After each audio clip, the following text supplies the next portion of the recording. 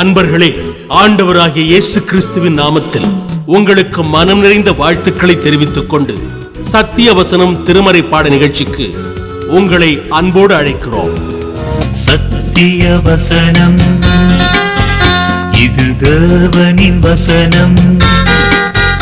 நாம் சோர்ந்து போகையில் கரம் கொடுக்கும் நம் தேவனின் வசனம், நம் தேவனின் வசனம். இயேசு கிறிஸ்துவின் இனிய நாமத்தில் சத்தியவசனம் நேயர்களுக்கு என் அன்பின் வாழ்த்துக்கள்.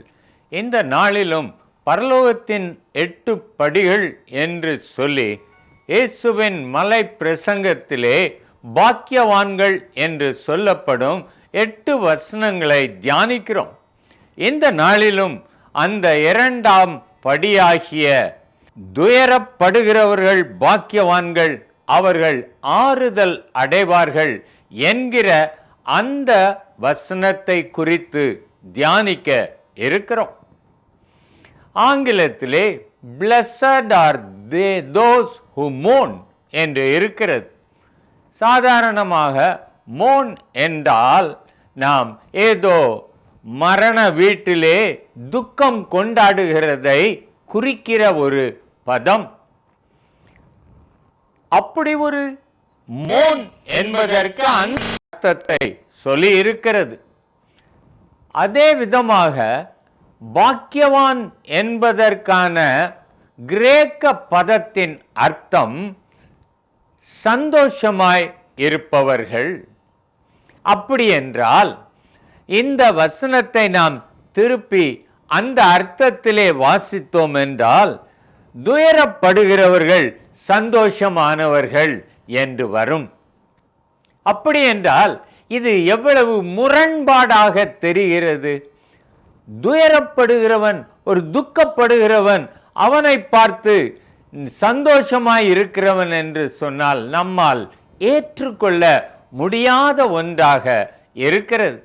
அப்படி என்றால் இயேசு இந்த வசனத்திலே என்ன ஒரு காரியத்தை சொல்லி இருக்கிறார், இது எப்படிப்பட்ட துக்கத்தை குறிக்கும் என்பதை நாம் ஆராய்ந்து பார்க்க வேண்டியவர்களாய் இருக்கிறோம். ஒருவன் கடையெல்லாம் தீயிலே எரிந்து எல்லா பொருட்களும் நஷ்டமாகி என்ன செய்வதென்றே தெரியாமல் அவன் துக்கத்தோடு இருக்கும் பொழுது அவனிடத்திலே போய் துக்கப்படுகிற நீ பாக்கியவான் என்று சொல்ல முடியுமா? மனைவியை, பிள்ளையை மரணத்திலே பறிகொடுத்து அழுது கொண்டு இருக்கிறவனிடத்திலே போய் துக்கமாயிருக்கிற நீ பாக்கியவான் என்று சொல்ல முடியுமா? அப்படி என்றால் இயேசு கிறிஸ்து இந்த வசனத்திலே ஏதோ ஒரு காரியத்தை அல்லது ஏதோ ஒரு துக்கத்தை எங்கே குறிப்பிடுகிறார். வேதத்தை நாம் பார்க்கும் பொழுது 2 விதமான துக்கங்களை அங்கே பவுல் அப்போஸ்தலன் சொல்லுகிறான். ஒன்று உலக பிரகாரமான துக்கம், இன்னொன்று தேவனுக்கு ஏற்ற துக்கம். உலக பிரகாரமான துக்கம் நாம் எல்லாரும் அனுபவிக்கிறோம். ஒரு பரீட்சை எழுதுகிற ஒரு பிள்ளை அந்த பரீட்சையிலே கேள்விகளுக்கு விடை தெரியாமல் விட்டு வந்தால் அது நான் இந்த 1 வருஷமும் படித்தது வீணாயிற்றே, தெரியாமற் போயிற்றே என்று துக்கப்படுகிறது. தகப்பனையோ மகனையோ மனைவியையோ கணவனையோ பறிகொடுத்த ஒரு குடும்பம், அங்கே அது ஒரு ஆற்ற முடியாத துயரத்திற்குள் ஆழ்ந்திருக்கிறது. ஆண்டவர் இந்த மாதிரி துயரங்களை குறிப்பிடவில்லை என்று சொன்னால் இவர்களுக்கு ஆறுதல் தேவை இல்லையா? இப்படிப்பட்ட துக்கத்தில் இருப்பவர்களையும் நாம் ஆறுதல் படுத்த வேண்டியதாய் இருக்கிறோம். அவர்களுக்கும் ஆறுதல் தேவை. சிலர் சொல்லுவார்கள், இந்த துக்கத்தை குறித்து தேவன் இந்த இடத்திலே சொல்லவில்லை என்று. ஆனாலும் துயரப்படுகிறவர்களை தேவன் ஏன் பாக்கியவான்கள் என்கிறார் என்றால் அவர்கள் பேரில் அவர் நினைவாய் இருந்து அவர்களுடைய துக்கத்தையும் மாற்றுகிறார். யவீருவின் வீட்டிலே அங்கே அந்த மகள் மரித்த பொழுது ஒரே துக்கம். ஆனால் இயேசு அங்கே சென்று அந்த துக்கத்தை மாற்றினார். நாயின் ஊர் விதவையில் ஒரே மகன் மரித்து போனான். அவள் அழுது கொண்டு இருக்கிறாள். இயேசுவானவர் பாடையை தொட்டு அந்த ஸ்திரியை பார்த்து அழாதே என்று சொல்லி அவளுடைய மகனை எழுப்பி அவளிடத்திலே கொடுத்தார். அப்படி என்றால் இயேசு உலக பிரகாரமான ஒரு துக்கத்தையும் அவர் அறிந்திருக்கிறார். நான் துக்கப்படும் பொழுது அவர் அறிந்து என் துக்கத்தை மாற்றுகிறார். உயிர்த்தெழுந்த பின்னதாக எம்மாவூருக்கு 2 சீஷர்கள் போய்கொண்டிருக்கும் பொழுது அவர்களுடனே கூட சேர்ந்து, நீங்கள் துக்கமுகமாய் இருக்கிறது என்ன என்று கேட்டார். அவர்களுடைய துக்கத்தை நீக்குவதற்கு வேத வசனங்களை அவர்களுக்கு சொல்லிக் கொடுத்து அவர்களை உற்சாகப்படுத்தினார். இந்த உலகத்திற்குரிய துக்கம் வந்தாலும் அதற்கும் ஆறுதல் கண்டிப்பாக தேவை. நஷ்டமடைந்தால் இன்னொரு தொழில் செய்து ஒருவன் லாபம் அடைந்து கொள்ளலாம். வேலையினின்று ஒருவன் நீக்கப்பட்டால் துக்கப்படுவான். ஆனால் இன்னொரு வேலை அவன் செய்து பிழைத்து கொள்ளலாம். ஆனால் ஒரு பிள்ளையினுடைய தாய் மரித்தால், ஒரு கணவனுக்கு அவன் மனைவி மரித்து போனால் அது தாங்க முடியாத துயரம். அவனுக்கு ஆறுதல் தேவை. சிக்லாகிலே தாவீது அவன் போருக்கு போய்விட்டு வரும்பொழுது அவன் சிக்லாகு சுட்டெரிக்கப்பட்டதையும் தன் பொருட்கள், மனைவி, பிள்ளைகள் எல்லாவற்றையும் அவர்கள் கொள்ளை கொண்டு போனதையும் பார்த்த பொழுது வேதம் என்ன சொல்லுகிறது? பலனில்லாமல் போகும் மட்டும் அழுதான். இந்த உலக துயரம் அது ஒரு மனிதனை உடைத்து போட கூடியது, நொறுக்க கூடியது. 2ஆம் உலக மகா யுத்தத்திலே பர்மாவிலே ஒரு இராணுவ வீரன் இருக்கும் பொழுது அவனுக்கு ஒரு செய்தி வந்தது. உன் மனைவி பிரசவத்திலே மரித்து போனாள். யுத்தம் நடந்து கொண்டு இருக்கிறது. இவனால் இந்தியாவிற்கு வர முடியாது. அப்படியே பித்தம் பிடித்தவன் போலாகி ஒன்றும் செய்யாம முடியாமல் இருந்தான். அந்த படைக்கு தளபதியாயிருந்த ஜெனரல் ஸ்லிம் என்கிற அந்த மனிதன் இவனை பார்த்த பொழுது இவனுடைய துக்கத்தின் ஆழத்தை கண்டு ஒரு போதகரை அனுப்பி அவனை ஆற்றி தேற்றுங்கள் என்று சொன்னார். கொஞ்ச நாட்கள் கழித்து அந்த மனிதன் மறுபடியும் அப்படியே இருந்த பொழுது இந்த ஜெனரல் ஸ்லிம் அந்த போதகரை அழைத்து அவனை நீங்கள் ஆற்றவில்லையா என்று கேட்டார். அந்த போதகர் சொன்னார், நான் என்னவெல்லாமோ சொல்லி பார்த்து விட்டேன், அவன் ஆறுதல் அடையவில்லை என்று. அப்பொழுது அந்த ஜெனரல் சொன்னார், அவனுக்கு தேவையானதை நீங்கள் கொடுக்கவில்லை. போதகர் என்ன என்று ஆச்சரியமாய் கேட்டார். அப்பொழுது அந்த ஜெனரல் ஸ்லிம் சொன்னான், சிலுவையில் அறையப்பட்ட இயேசுவை அவனுக்கு நீங்கள் கொடுக்கவில்லை. ஏனென்றால் சிலுவையில் அறையப்பட்ட இயேசுவுக்குத்தான் மனித துக்கத்தின் ஆழமும் அது எவ்வளவு வேதனையை உண்டாக்கும் என்றும் அந்த வேதனைக்கு ஆறுதல் கொடுப்பது எப்படி என்றும் அவருக்குத்தான் தெரியும். எனவே மாறா துயரத்தில் இருக்கிற ஒருவனுக்கு இயேசு கிறிஸ்துவை பற்றி சொன்னால்தான் அவனுக்குள் ஒரு உண்மையான ஆறுதல் உண்டாக முடியும். இயேசுவின் வசனங்கள் தான் ஒரு மனிதனின் துக்கத்திலே அவனுக்கு ஆறுதல் அளிக்க முடியும். பாருங்கள், உலகத்திலே மரணத்தினால் வருகிற துக்கம் மகா கொடியது. ஆபிரகாம் விசுவாசிகள் தகப்பன்தான். தேவன் அவனிடத்திலே இந்த இஸ்மவேலை நீ அனுப்பிவிடு என்று சொன்ன பொழுது ஆபிரகாம் தன் மகனை குறித்து சாராள் சொன்னது கேட்டு மிகவும் துக்கமடைந்தான். ஆகிலும் ஆகாரின் தோளில் ஒரு ஜாடி தண்ணீரை வைத்து துருத்தியையும் கொடுத்து போய்விடு என்று சொல்லி அனுப்பிவிட்டான். அளவில்லை. தேவன் அவனை சோதிக்கும்படி ஈசாக்கை எனக்கு பலியிடு என்று சொன்ன பொழுது எனக்கு இருப்பது ஒரே மகன்தான் என்று அளவில்லை. அவனை கூட்டிக் கொண்டு மோரியா மலையிலே கிடத்தி கத்தியால் வெட்டும் அளவிற்கு அவன் அங்கே துணிந்து நிமிர்ந்து நின்றான். ஆனால் சாராள் மரித்த பொழுதோ அழுதான்.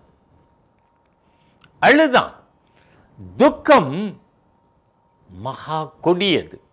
இந்த துக்கத்திற்கும் ஆறுதல் வேண்டும்.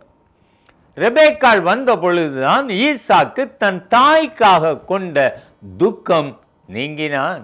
ஆண்டவருக்கு உன் துக்கத்தை மாற்றுவது எப்படி என்று தெரியும். உன் நண்பர்களுக்கு தெரியாது. யோபு மகா துக்கம் அடைந்திருந்த பொழுது அவனுடைய நண்பர்கள் ஆறுதல் சொல்ல வந்தார்கள். ஆனால் வந்தவர்கள், நீர் ஏதோ பாவம் செய்திருக்கிறீர், தப்பிதம் இல்லாமல் தேவன் தண்டிப்பாரா என்று இவனுடைய வெந்த புண்ணிலே வேல் பாய்ச்சினது போல் வார்த்தைகளை விட்டார்கள். யோபு ஆறுதல் அடையவில்லை. ஆனால் தேவன் அவனோடு பேசின பொழுது அவன் ஆறுதல் அடைந்தான். இரட்டிப்பான நன்மைகளை தேவனிடத்தில் பெற்றான். தேவன் ஒருவரே நமக்கு ஆறுதல் அளிக்க வல்லவர். அவர் ஆற்றி தேற்றுகிற மனுஷன்தான் பாக்கியவான். ஏசாயா 40 அதிகாரத்திலே 1 வசனத்தை பார்த்தால், என் ஜனத்தை ஆற்றுங்கள் தேற்றுங்கள் என்றுதான் தேவன் சொல்லுகிறார். உலக பிரகாரமான துக்கத்திலும் நாம் ஆறுதல் பெற இயேசு கிறிஸ்துவே வழி. அவர் ஒருவர்தான் நமக்கு ஆறுதல் தர வல்லவர். இதையே தான் பவுலும் 2 கொரிந்தியர் 1 அதிகாரம் 4 வசனங்களில் இயேசுவை சகல ஆறுதலின் தேவன் என்று சொல்லியிருக்கிறார். ஆகவே உலக பிரகாரமான துக்கம் ஆனாலும் ஆறுதல் பெற இயேசு ஒருவர்தான் நமக்கு வழி. அவர் ஒருவரே ஆறுதல் தர கூடியவர். அவர் ஆற்றும் பொழுது அது கீலேயாத்தின் பிசின் தைலம் போல் எல்லாவற்றையும் மாற்றி போடும். துக்கம் சந்தோஷமாக மாறும். அவர் செய்யும் பொழுதுதான் அந்த துக்கம் சந்தோஷமாக மாறும். அதைத்தான் துயரப்படுகிறவர்கள் பாக்கியவான்கள் என்கிறோம். ஏனென்றால் தேவனால் ஆறுதலை பெற்றுக்கொள்ளுகிறார்கள். தேவனுக்கு ஏற்ற துக்கம் என்ன? 2 கொரிந்தியர் 7 அதிகாரம் 10 11 வசனங்களை வாசித்து பாருங்கள். தேவனுக்கு ஏற்ற துக்கம் பின்பு மனஸ்தாபப்படுகிறதற்கு இடமில்லாமல் ரட்சிப்புக்கு ஏதுவான மனம் திரும்புதலை உண்டாக்குகிறது. லௌகீக துக்கமோ மரணத்தை உண்டாக்குகிறது. பாருங்கள், நீங்கள் தேவனுக்கேற்ற துக்கம் அடைந்ததுண்டே. அது உங்களிடத்தில் எவ்வளவு ஜாக்கிரதையையும் குற்றம் தீர எவ்வளவு நியாயம் சொல்லுதலையும் எவ்வளவு வெறுப்பையும் எவ்வளவு பயத்தையும் எவ்வளவு ஆவலையும் எவ்வளவு பக்தி வைராக்கியத்தையும் எவ்வளவு கண்டிப்பையும் உண்டாக்கிற்று. இந்த காரியத்திலே நீங்கள் எல்லா விதத்திலும் உங்களை சுத்தவான்கள் என்று விளங்க பண்ணினீர்கள். தேவனுக்கு ஏற்ற துக்கம் ரட்சிப்பிலே முடியும். உலகத்திற்கு ஏற்ற துக்கம் மரணத்திலே முடியும். யூதாஸ் இயேசுவை காட்டிக் கொடுத்து பாவம் செய்தான். பேதுரு மறுதலித்து பாவம் செய்தான். 2 பேரும் துக்கப்பட்டார்கள். யூதாஸ் சொன்னான், குற்றமில்லாத இரத்தத்தை காட்டிக் கொடுத்தேன். ஆனால் அவன் மனஸ்தாபத்தோடு நின்று விட்டான். அவன் துக்கம் அது தேவனுக்கேற்ற துக்கமாயிராதபடியினால் அவன் நாண்டு கொண்டு செத்தான். பேதுருவோ தேவனுக்கேற்ற துக்கம் கொண்டதினாலே மனஸ்தாபப்பட்டு மனம் திரும்பி அழுதான். இந்த தேவனுக்கேற்ற துக்கம் என்னவென்றால், நான் என் பாவத்திற்காக அழுது புலம்பி என் தேவனை நான் துக்கப்படுத்தி விட்டேனே, என் ஆத்மாவை நான் கரைப்படுத்தி விட்டேனே என்று சொல்லி புலம்புவதுதான் இந்த தேவனுக்கேற்ற துக்கம்.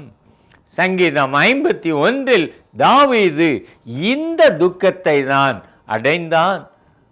அவன் கேட்டது என்ன? ரட்சிப்பின் சந்தோஷத்தை எனக்கு திரும்ப தாரும்.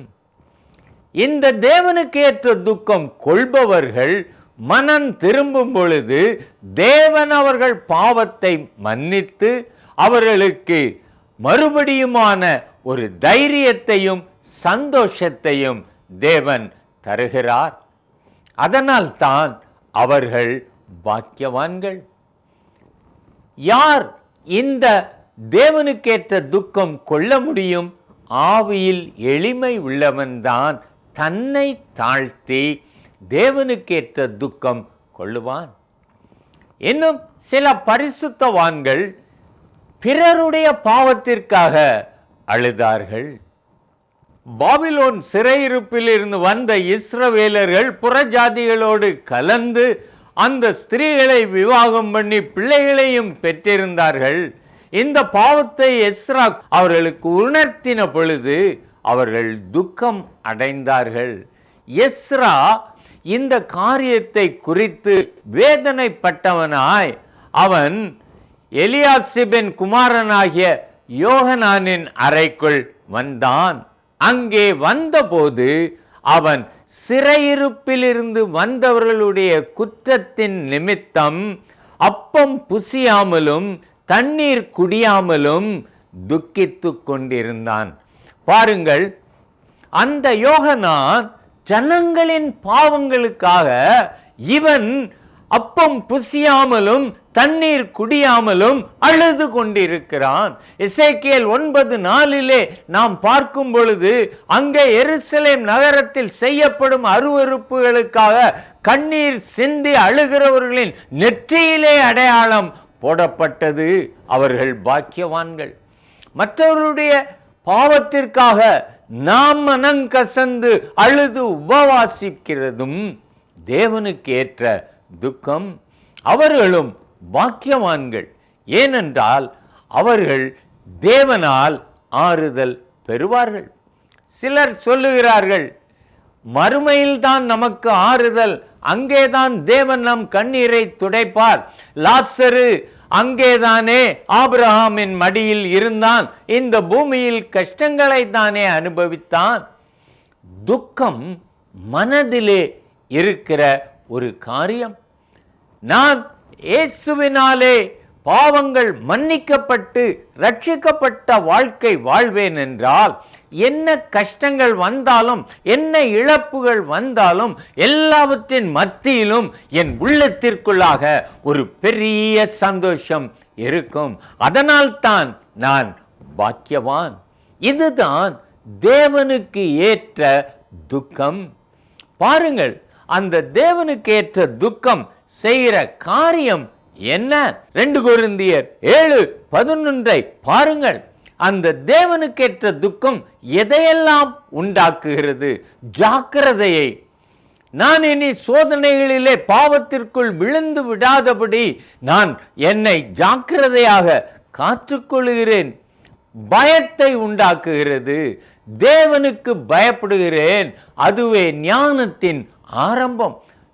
எனக்குள் ஞானத்தை அது கொண்டு வருகிறது. எவ்வளவு ஆவலை! பரிசுத்தமாய் இருப்பதில், தேவனோடு உறவாடுவதில், அவரோடு ஐக்கியமாவதற்கு ஆவலை தூண்டுகிறதாக இந்த துக்கம் இருக்கிறது. இன்னும் பாருங்கள், பக்தி வைராக்கியத்தை உண்டாக்குகிறது. ஆகவே தேவனுக்கு ஏற்ற துக்கம் இம்மையிலே என்னை ஆசீர்வதித்து சந்தோஷமும் சமாதானமுமாய் வைப்பதினால்தான் நான் பாக்கியவான். ஆண்டவர் இப்படிப்பட்ட துயரம் அடைகிறவர்களைத்தான் பாக்கியவான்கள் என்றார். ஏனென்றால் அவர்கள் இம்மையிலும் தேற்றப்படுகிறார்கள், மறுமையிலும் தேற்றப்படுகிறார்கள். லௌகீக துக்கம் இந்த காலத்திலே ஒரு ஆறுதலை அடைந்தாலும், ஆனால் அது இந்த பூமியோடு ஒளிந்து போகிற ஒன்று. ஆனால் தேவனுக்கேற்ற துக்கமோ அது என்றென்றைக்கும் அழியாத நித்திய சந்தோஷத்தை உண்டாக்குவதால் தான் துயரப்படுகிறவர்கள் பாக்கியவான்கள். சிலர் சொல்லுகிறார்கள், நீ ஆவிக்கேற்ற மனிதனாய் இருந்தால் நீ துக்கப்படவே கூடாது என்று. இயேசுவை விட யாரும் ஆவிக்கேற்ற மனிதன் இல்லை. லாசருவின் கல்லறையில் கண்ணீர் விட்டார். அங்கே எருசலேம் நகரத்தை பார்த்து கண்ணீர் விட்டார். கெத்சமனேயிலே சீஷர்களிடத்தில் என் ஆத்துமா மரணத்திற்கு ஏதுவான துக்கம் கொண்டிருக்கிறது என்றார். துக்கப்படுவது இருதயத்திற்கு நல்லது. ஏனென்றால் தேவனால் ஆற்றப்படும் பொழுது பாக்கியவான்கள் ஆகிறோம். தேவனுக்கு பிரியமானவர்களாய் நம்மை மாற்றும். கர்த்தர் தாமே துயரப்படுகிற உங்கள் ஒவ்வொருவரையும் இந்த நாளிலும் ஆற்றி தேற்றி சந்தோஷத்தால் நிரப்புவாராக. தேவனுக்கேற்ற துக்கம் என் பாவம், என் பிள்ளையின் பாவம் என்று நீங்கள் மற்றவர்களுடைய பாவத்திற்காகவும் உங்களுடைய பாவத்திற்காகவும் கண்ணீர் விட்டு அழுங்கள், பாக்கியவான்களாய் இருப்பீர்கள். கர்த்தர் தாமே உங்களை ஆற்றி தேற்றுவாராக. இயேசுவின் நாமத்தில் ஜெபிக்கிறேன் பிதாவே, ஆமென்.